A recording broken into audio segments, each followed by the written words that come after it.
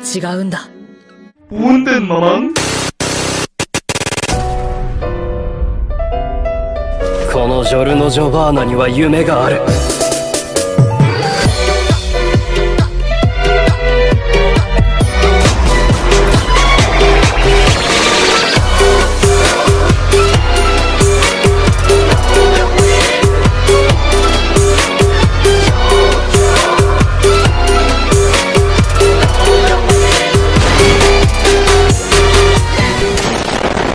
Yo konnichiwa, kembali lagi dalam pembahasan novel Shinka no Mi, dan pastinya ini lanjutan dari video yang kemarin.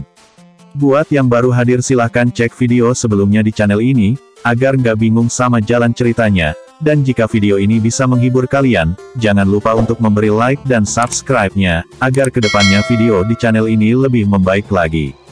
Ya udah siapin camilan kita langsung ke pembahasan. Dan di sini, kita kembali lagi setelah Rurune mengalahkan monster tak berlevel. Sementara Origa, atau yang gua sebut Olga-chan ini sebelumnya memegangi kepalanya, bertanya kepada Rurune, apakah baginya monster itu terlihat makanan. Dan ya, tentu aja di sini Rurune ngejawab kalau itu mang terlihat makanan di matanya. Lalu Origa kembali bertanya, apakah kamu mau makan ini? Dan Rurune dengan wajah tak bersalah kayak orang bego, bilang kalau dia memang akan memakannya. Lalu Olga mengatakan apakah Rurune waras, dan Rurune mengeraskan suaranya kalau dia masih waras. Lalu Olga mengatakan kalau Rurune sudah gila.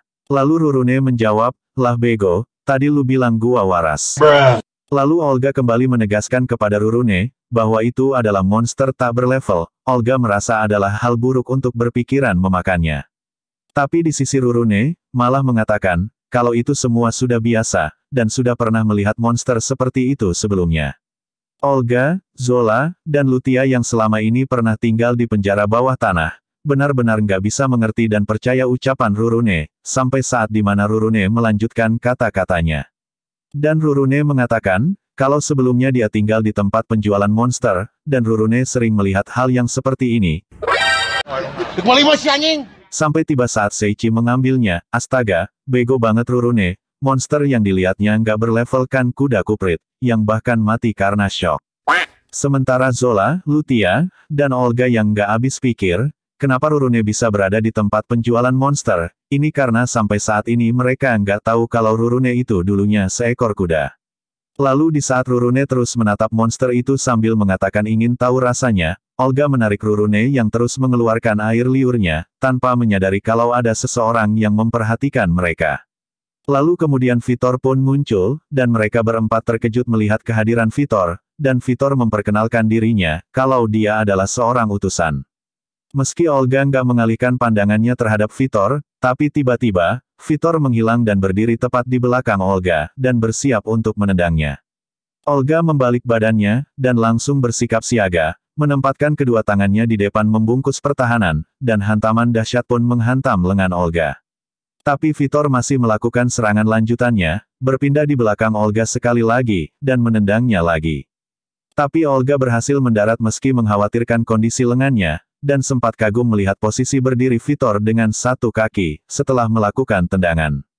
Zola dan Lutia yang melihat Olga diserang pun, segera menghampirinya, dan setelah melihat luka Olga, Lutia memberikan sihir cahaya Raja Iblis. Lalu Lutia menanyai Olga, apakah rasanya sakit, dan Olga menjawab, kalau rasanya memang sakit, tapi ya tetap aja, sesakit-sakitnya rasa luka yang ada di tangan Olga, lebih sakit lagi pas udah sayang-sayangan, tapi statusnya hanya seorang teman. Sihir ini mengurangi rasa sakit luka Olga, dan perlahan lukanya menghilang. Lalu Lutia berdiri dan bertanya kepada Vitor, apa maksud tujuannya sebenarnya mendatangi mereka. Ini karena Lutia ngerasa ada yang aneh, tiba-tiba Vitor muncul menyerang Olga, dan diam saat Olga diobati. Kurang ajar lu Vitor, beraninya sama Loli, lihat ya, gua bikin ngenes cerita lu ntar. Mendengar pertanyaan dari Lutia, Vitor hanya tertawa saja, lalu mengatakan, bahwa dirinya hanya ingin bersenang-senang, karena melihat kedatangan Putri Raja Iblis, wanita ular, dan manusia kucing hitam yang keberadaannya dibenci.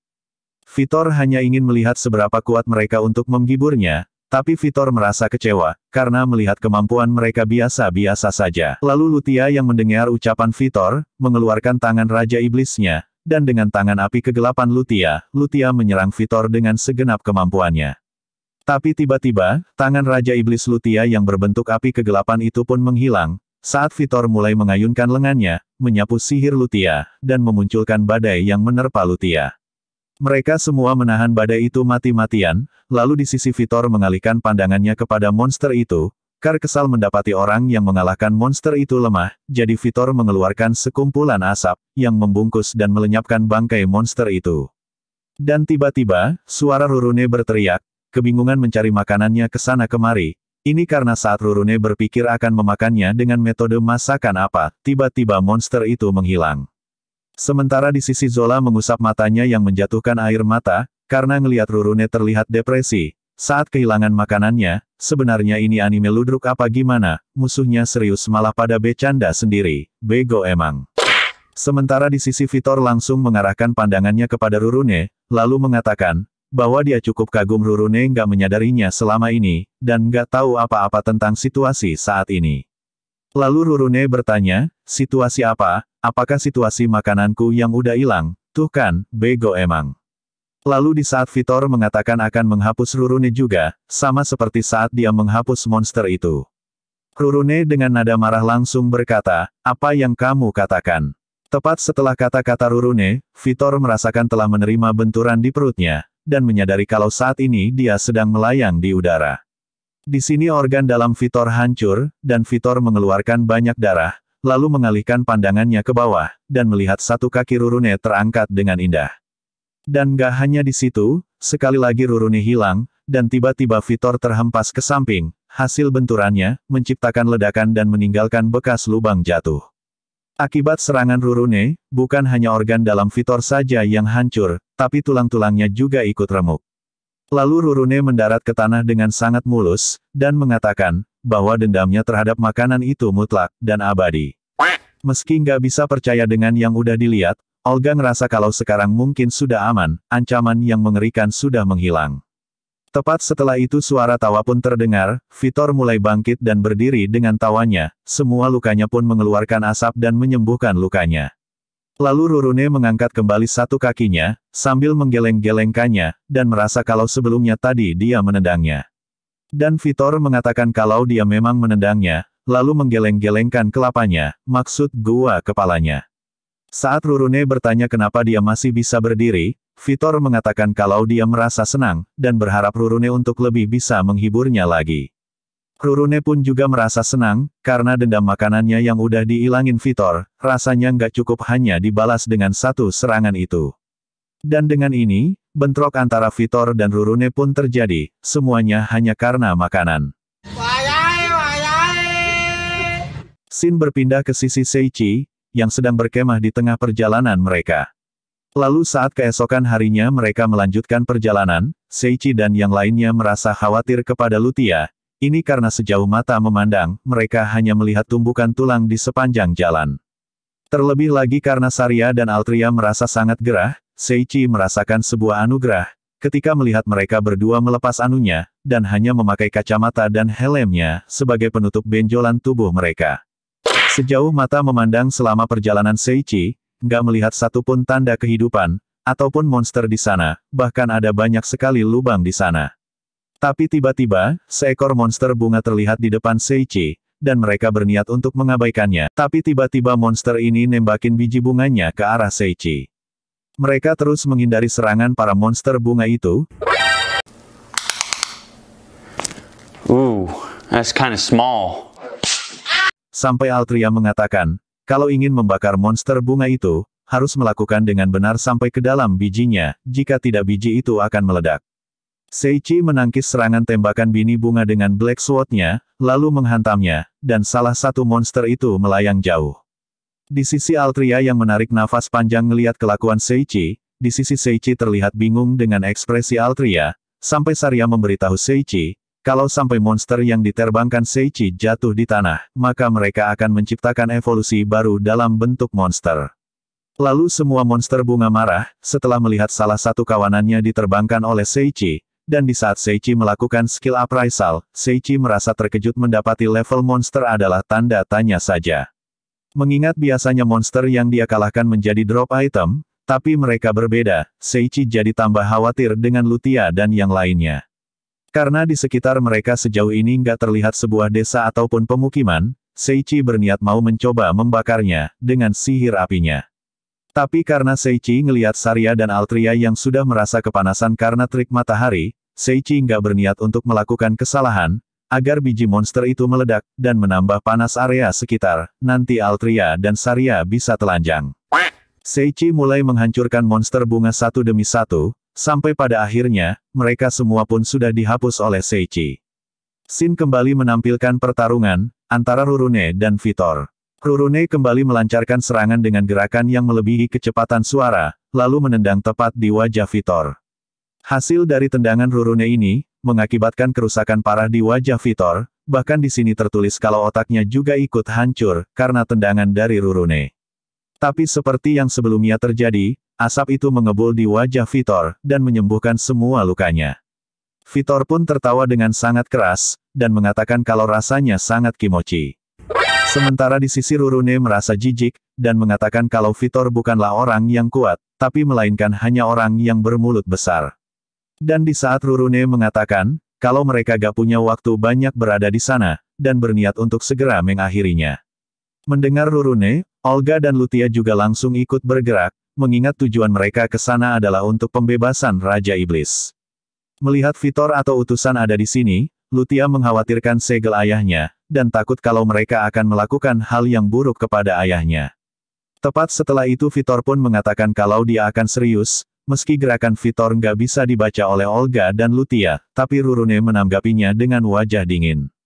Dan Rurune bergerak lebih cepat, lalu menyelinap dan menghantam kembali perut Vitor, dan tiba-tiba suara jeritan terdengar.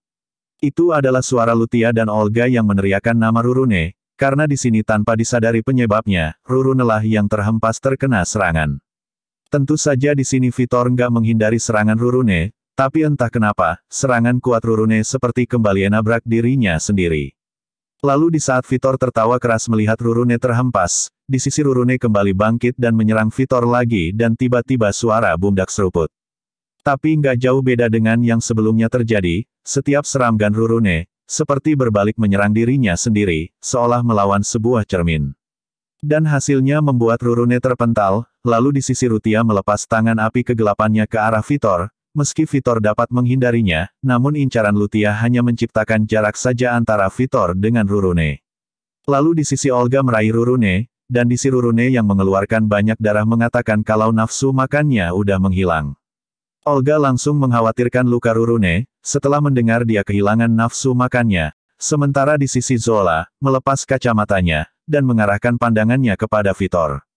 Kaki Vitor pun seketika membeku, dan nggak bisa digerakin. Lalu Lutia menggunakan tangan Raja Iblisnya, dan Vitor berhasil menghindarinya dengan sedikit membelokkan badannya.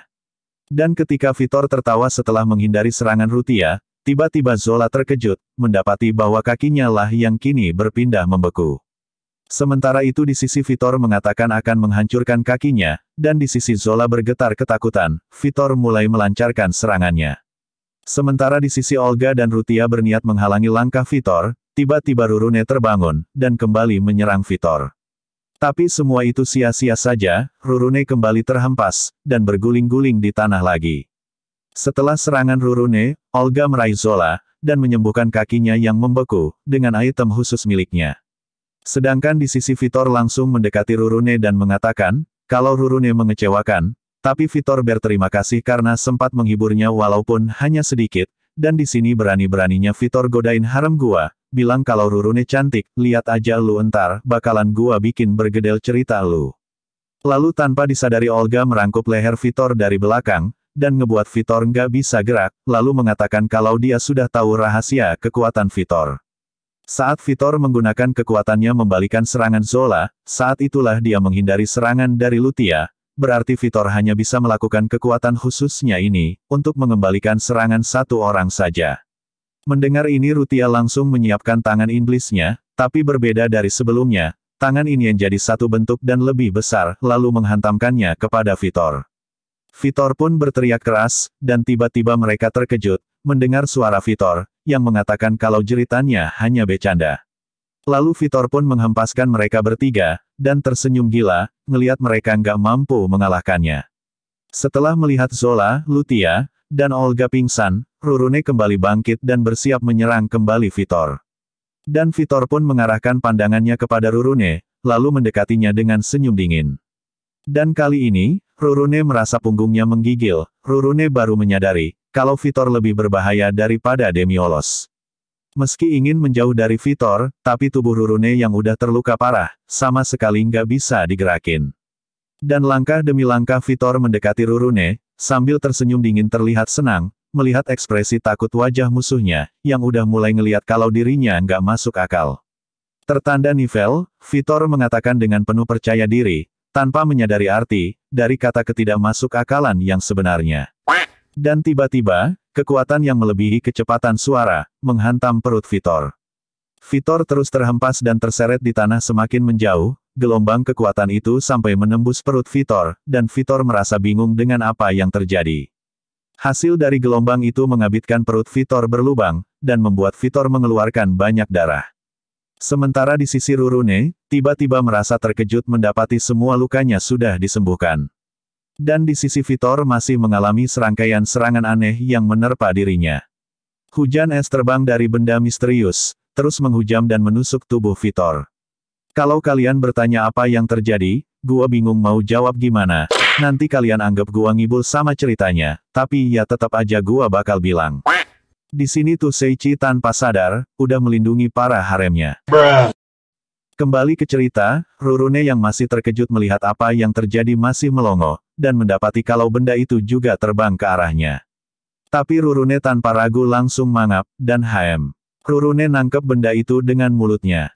Benda itu pun terus berterbangan, meski Rurune nggak tahu itu apa, tapi Rurune terus menganggapnya kalau itu enak. Dengan ini Rurune pun terus menangkap benda terbang itu, bahkan nggak hanya dengan mulutnya, kaki dan tangannya pun juga digunainnya buat nangkep benda itu. Apapun itu, bagi Rurune rasa yang unik adalah makanan istimewa, dan nggak mau kehilangan itu. Sementara saat melihat kalau benda itu juga berlari ke arah Destra, Rurune terlihat marah, ini karena dia nggak mau berbagi makanan enak apapun dengan orang lain, terlebih lagi itu misi. Tanpa disadari Rurune lukanya telah menghilang total, bahkan kekuatannya pun kini benar-benar meluap.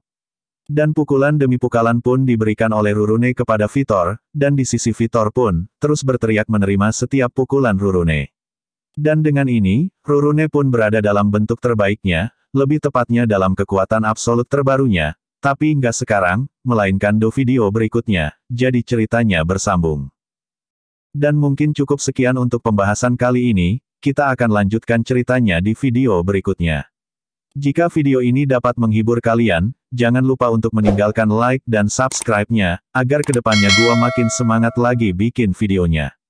Dan jika ada salah kata selama pembahasan mohon dimaafin, dan gua, Senku Anime, pamit nidurin diri, lalu biarin Mamang Diablo yang nutup videonya. 久しぶりの現世です。